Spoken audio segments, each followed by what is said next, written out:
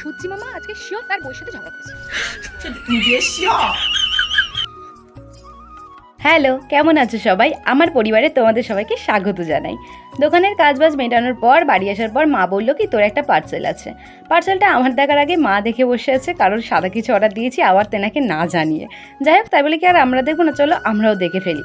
এটা না একটা 5 কম্বো বেডশিট, যেখানে তোমরা পাবে 2টো কুশন, একটা বেডশিট আর 2টো বালিশের কভার। জানি এটা অনেক পুরনো হয়ে গেছে, বাট আমি কি করবো, একটু লেটে চলি। এটা তোমাদের সবার দেখা হয়ে গেছে আমি জানি।